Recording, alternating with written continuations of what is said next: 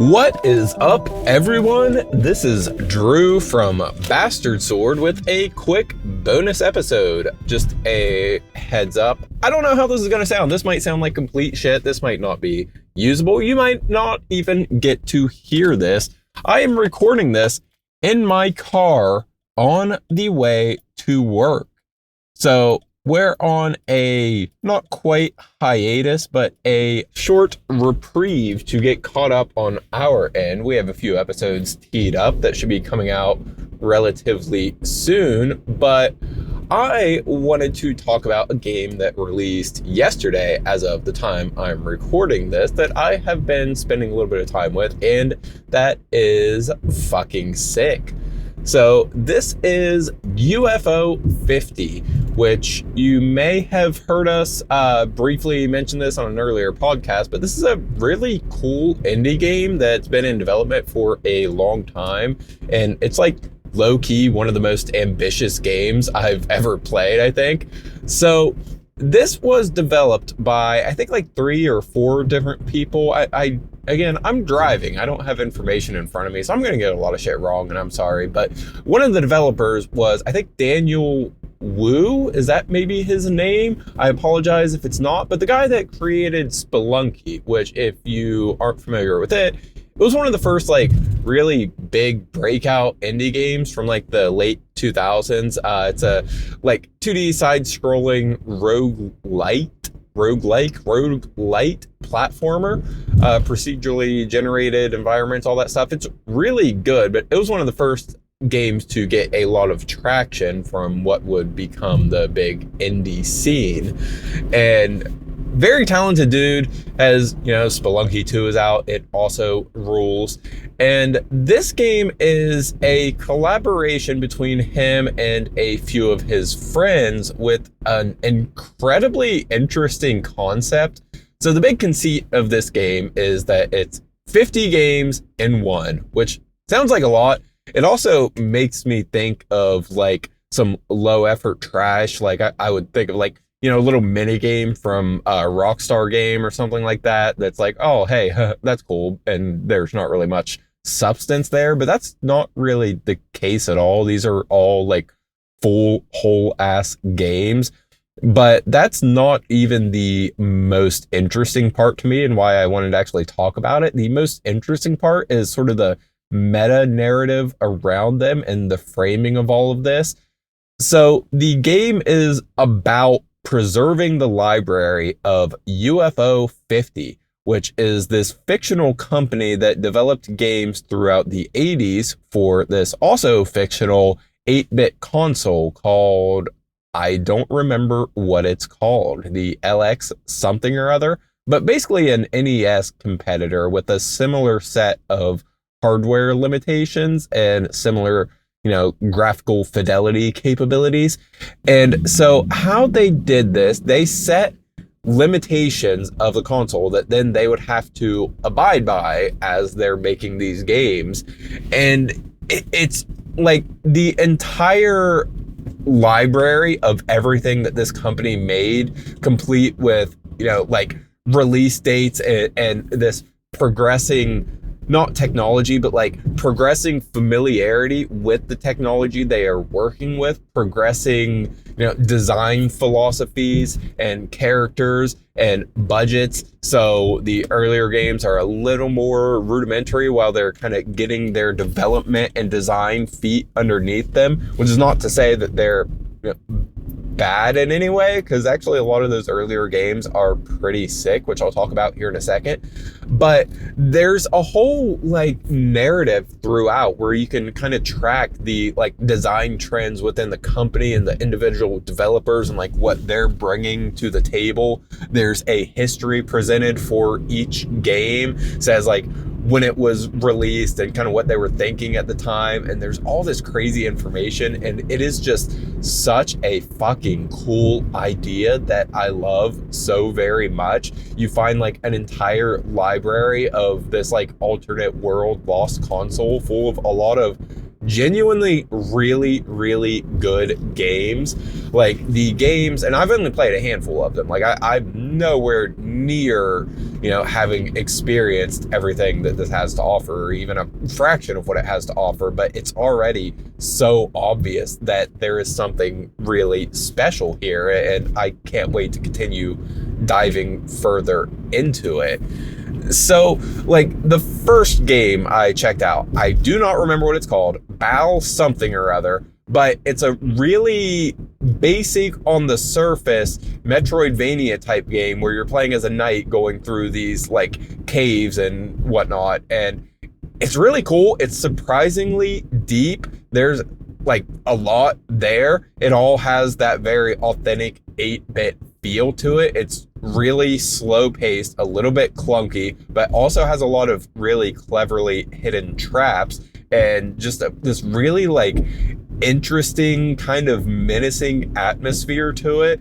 And I have not played a ton of it yet, but I'm excited to get back into it. It also has a very interesting thing that completely sold me on the entire experience, which I'll get back to in just 1 second, because I want to talk about a couple of the other things before I really tell you what sort of blew my mind with that, because it makes it more impactful. So then there's another game that was their second game they released called like Bug Hunter, I think it is, which is this sort of turn-based strategy type puzzle-y game where you are trying to fend off waves of bugs that are infesting this cave system, and you have all of these different abilities. It's kind of hard to describe in a way that conveys how actually interesting and surprisingly mechanically deep it is. So you have these different abilities that will allow you to like move or shoot in whatever directions. It starts out with just a few blocks and the cardinal directions around you.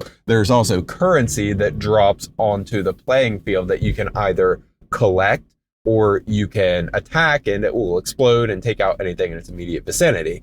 And you get like, I think it's like 8 rounds per round. You get 8 moves per round. And so you start out with a set palette of different abilities, and then as you collect other upgrades you can swap out those abilities, and the bugs will come and they'll have different defenses and different quirks for how you have to approach them. And if you let them stay on the tile for a full round, then they will evolve. If they evolve enough, they'll turn into eggs. If the eggs hatch, then it's game over. You have to clear out so many of them before the timer runs out. It's really engaging. Like this feels like non-derogatory a great like iPhone puzzle game that you could waste hours on. I've put, again, some time into it, not a ton of time, but enough time to realize that this is something that someone could put a ton of time into it. Another game is, I think it's called Paint Racers, which is basically what if Pac-Man was Splatoon. So you and then the AI, there are various AIs that kind of like are the ghosts. You drive basically like an F1 car with a paint roller, and it's this overhead maze type of level, and you're just trying to fill it up with your color, and you can crash and take out the other enemies, and there's some little quirks, little like power-ups that'll make you go faster in one direction or whatever. And you have a certain amount of time and a goal of having a certain amount of the area covered in your color. And it gets pretty chaotic and really fun, and it's a cool experience. It's one of those things that like seems like there would not be a whole lot there. It seems like well, that's a neat idea, but I don't know that I'd want to spend a lot of time actually playing that. But then it actually is very mechanically satisfying. Like it's fun. It's cleverly designed. The way they ramp up the challenge and add new wrinkles to it, even from what I've played, is really cool. The other one that I will talk about, then I'm going to go back to that big, mind-blowing meta-narrative thing, is another like puzzle platformer. And again, I don't remember the name of this game, but that's my bad. But you have a certain number of lives. So you have 20 lives, one-hit kills, and your lives are like a currency that you spend to solve puzzles, and you have all these different ways of killing your little character in a way to give a benefit to the next little character in line. So you have these abilities, like you could do an arrow, which is just you like dive headfirst across the screen into whatever's in front of you and wedge your corpse into it, which then becomes a platform that you can jump on. You can also explode, which you can use to like take out enemies or clear out obstacles or whatever, and you can turn yourself into a block of stone, which gives you a platform to jump on. Also can break some things beneath you. It's a really like crazy and cool idea, and seems to use it in interesting ways, but that's not really what I want to talk about. Like, all these games seem like things that you could find on Steam for a couple dollars, or like even like $5, and be pleasantly surprised by so far. And there's a lot, like there are more in-depth games. Apparently there's like a whole ass RPG that could take like 30 or 40 hours to beat. I don't know. I haven't got to that point yet, but the later games get a lot more elaborate as well. But anyway, they also simulate the console itself to an extent. Like, there is a terminal that you can access at any points, which is kind of like a game genie or just a command line for the console. And you can put these different commands into it that will do different things. This might be, I guess, a slight spoiler, but I encountered this very, very early on, and I think you're supposed to, and it'll give you an idea of just kind of like the level this game is working on.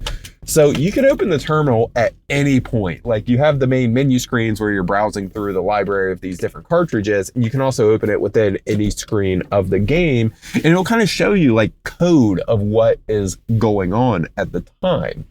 And so I opened it during one of the screens of that first Metroidvania game I was talking about, and it showed a code of just some like small phrase or series of letters that I could see that looked like it matched up with the amount of characters I could enter on the terminal. And so I did, and it transported me to a hidden, like, I guess 51st game, which is this LucasArts adventure style game, kind of telling the story of this company and how they failed.